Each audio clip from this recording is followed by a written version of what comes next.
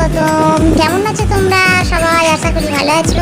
তো চলো আজকে আমি তোমাদের সাথে একটা ছোট্ট মেনু শেয়ার করতে চলে এসেছি, বাটার পনির। তো চলো আমি পনিরগুলো আস্তে আস্তে অল্প করে ফ্রাই করে নেবো, বেশি ভাজা করবো না, তাহলে শক্ত হয়ে যাবে। আর দেখো এখানে একটা মশলা তৈরি করে নিয়েছি, যার মধ্যে ছিল কাজু, পোস্ত, টমেটো আর হচ্ছে কাঁচা লঙ্কা, 1 ইঞ্চ মতো আদা। তো চলো আমি একটা শর্টকাটে রান্না করেছি, তোমরা দেখে নাও, খুব টেস্টি হয়েছিল খেতে।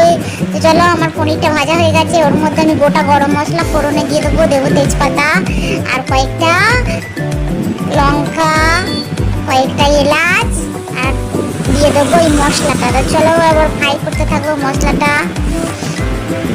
মশলাটা কষিয়ে নিয়ে তার মধ্যে দিয়ে দেবো অল্প পরিমাণে লবণ, দিয়ে দেবো অল্প পরিমাণে একটু চিনি, দিয়ে আবার কষাতে থাকবো যতক্ষণ না পর্যন্ত ওটা থেকে তেল ছাড়ছে।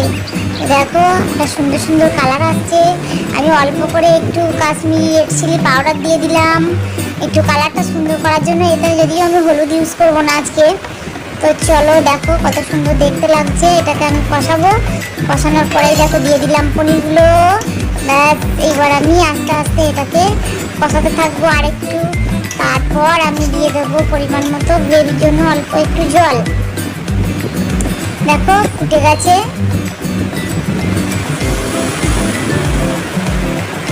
এই দেখো সুন্দর হয়ে গেছে। তো আমার পনির মোটামুটি রেডি। এবার আমি এর মধ্যে দিয়ে দেবো অল্প একটু কাসুরি মেথি পাতা, একটু হাতে ঘুরিয়ে দিয়ে দিলাম। সঙ্গে দেবো অল্প একটু গরম মশলা, তার সাথে দিয়ে দেবো তোমার হচ্ছে 1 চামচ পরিমাণ ঘি। দেখো কত সুন্দর দেখতে লাগছে। তোমরা একবার এইভাবে ট্রাই করে দেখো, অসাধারণ সুন্দর লাগে একটা নিরামিষ রেসিপি। তো চলো দেখো আমরা এইবার প্রায় ফিনিশের দিকে দিয়ে দেবো একটু বাটার, দিয়ে অল্পক্ষণ ঢেকে দিয়ে নামিয়ে নেবো। দেখো এবার আমি আমুলের বাটারটা ইউজ করছি। ব্যাস এবার আমি চাপা দিয়ে দেবো। তো চলো প্রায় শেষের দিকে আমার রান্না। তোমরা এইভাবে একবার ট্রাই করে দেখো, খেতে কিন্তু দুর্দান্ত হয়েছিল। দেখেই বুঝতে পারছো কতটা লোভনীয় দেখতে হয়েছে। চলো ফিরে আসবো আবার একটা অন্য রেসিপি নিয়ে। টাটা বাই বাই, সবাই তোমরা ভালো থেকো।